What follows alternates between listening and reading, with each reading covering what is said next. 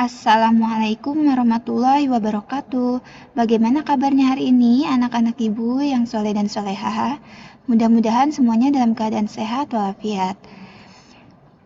Hari ini kita akan belajar tematik dengan tema persatuan dalam perbedaan dengan subtema bersatu kita teguh. Dan hari ini kita memasuki pembelajaran yang keempat, kelima, dan keenam. Baik kakak, kita mulai pembelajaran hari ini dengan pembacaan bismillah terlebih dahulu ya. Bismillahirrahmanirrahim. Yuk masuk ke materi yang pertama, yaitu kita mengenal dan melestarikan permainan tradisional Indonesia. Di pembelajaran sebelumnya, kita telah belajar tentang perjuangan para pendahulu bangsa dalam memperjuangkan kemerdekaan dan mempertahankan kemerdekaan tersebut.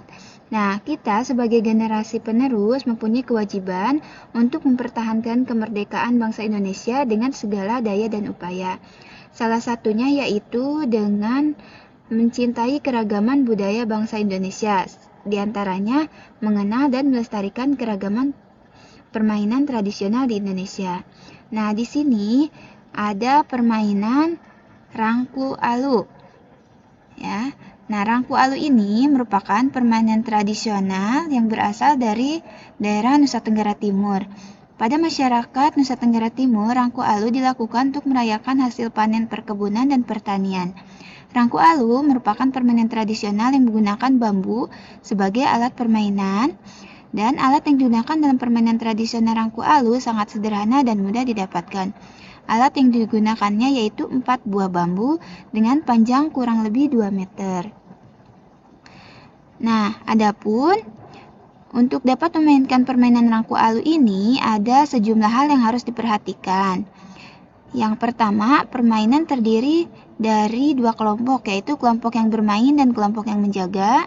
Kemudian kelompok yang menjaga menggerak-gerakan bambu, yaitu 4 orang berjongkok membentuk bidang persegi dan memegang 2 bambu sambil bernyanyi. Kemudian yang kedua, kelompok yang mendapat giliran bermain secara bergiliran akan melompat ke sela-sela bambu. Mereka harus menghindari jepitan bambu. Pemain akan masuk dalam bidang persegi dan melompat-lompat sesuai irama buka tutup bambu.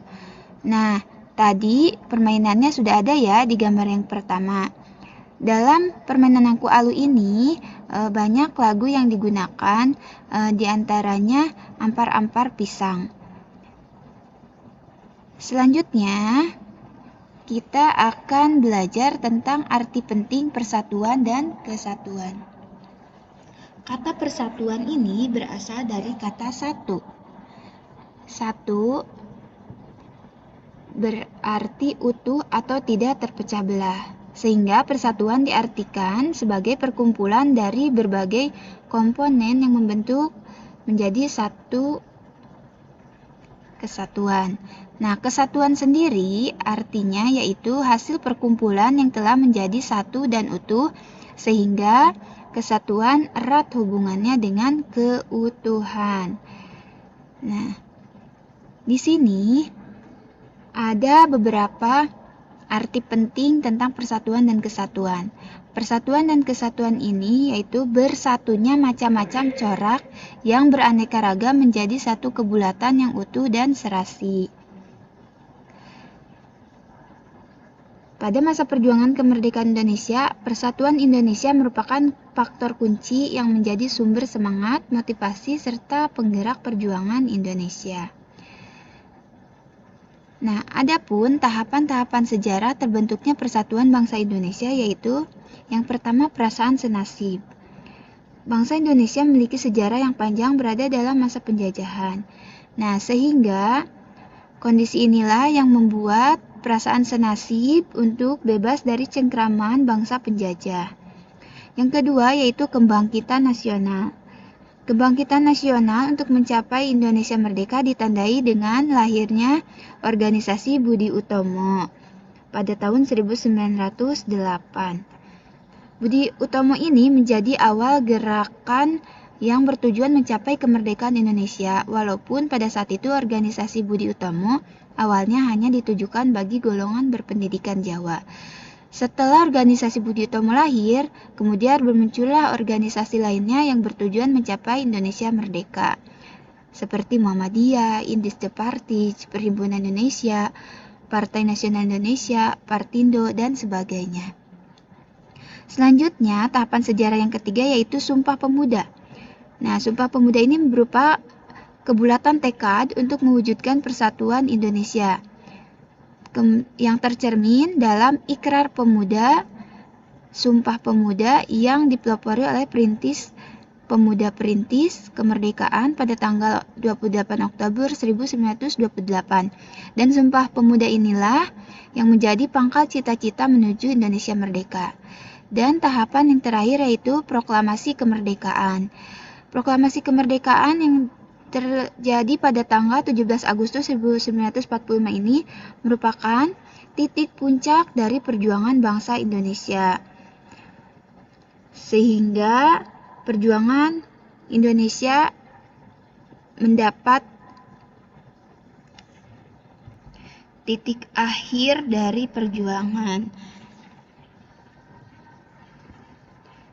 Jadi, arti penting persatuan dan kesatuan bagi bangsa Indonesia yaitu sebagai alat untuk meraih cita-cita proklamasi kemerdekaan Indonesia, yakni mencapai masyarakat yang adil dan makmur, dan persatuan sangatlah penting bagi sebuah negara yang ingin hidup sejahtera. Selanjutnya kita akan belajar tentang kondisi ekonomi Indonesia pada awal kemerdekaan. Nah, setelah Indonesia merdeka dan bebas dari penjajah, baik Inggris, Belanda, dan Jepang, secara singkat, kondisi perkembangan ekonomi di Indonesia awal kemerdekaan benar-benar kacau. Nah, kekacauan ini merupakan warisan dari pemerintah pendudukan Jepang pada tahun 1940 sampai 1950-an. Nah, adapun salah satu yang menjadi faktor kekacauan ekonomi ini adalah inflasi atau harga yang melambung tinggi. Adapun penyebab inflasi adalah 1. Kas negara yang kosong karena belum adanya pajak dan bea masuk. Kemudian banyak beredar mata uang Jepang karena pemerintah belum memiliki mata uang sendiri. Dan yang ketiga, adanya blokade oleh pemerintah Belanda yang menyebabkan terhambatnya keluar masuk barang-barang perdagangan Indonesia. Selanjutnya, usaha yang dilakukan untuk mengatasi masalah ekonomi di awal kemerdekaan yaitu 1. Melakukan pinjaman nasional, yang kedua melakukan kerjasama perdagangan dengan pengusaha dari Amerika Serikat melalui perantara Banking and Trading Corporation. Nah, jadi yang melakukan pinjaman itu ada pinjaman ke warga-warga atau masyarakat. Jadi pemerintah Republik Indonesia berhasil mengumpulkan dana sebanyak 500 juta yang dana tersebut membuktikan bahwa rakyat Indonesia masih memberikan dukungan penuh terhadap pemerintahan yang ada. Selanjutnya, berbicara tentang persatuan, tentu ada manfaat dari persatuan dan kesatuan ini. Yang pertama, bagi bangsa dan negara, yaitu untuk memperkuat jati diri negara kesatuan Republik Indonesia. Yang kedua, memperkuat ketahanan nasional Indonesia dalam menghadapi segala macam ancaman dan gangguan dalam bernegara. Yang ketiga, memudahkan dalam pencapaian tujuan nasional seperti halnya yang tertuang dalam pembukaan Undang-Undang Dasar 1945. Yang keempat, memudahkan pencapaian tujuan nasional. Yang kelima, menciptakan suasana tentram, aman, dan damai.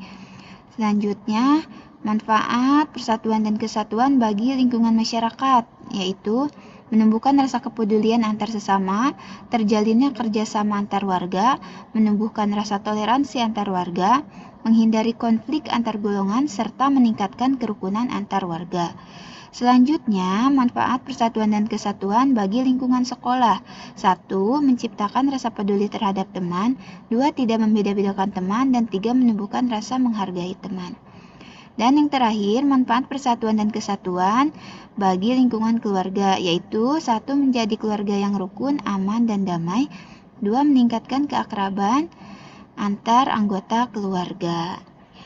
Nah, ini adalah beberapa manfaat dari persatuan dan kesatuan dari berbagai lingkungan. Demikian pemaparan materi dari Ibu hari ini, semoga bermanfaat. Terima kasih untuk semuanya, tetap semangat belajar dan selalu jaga kesehatan. Wassalamualaikum warahmatullahi wabarakatuh.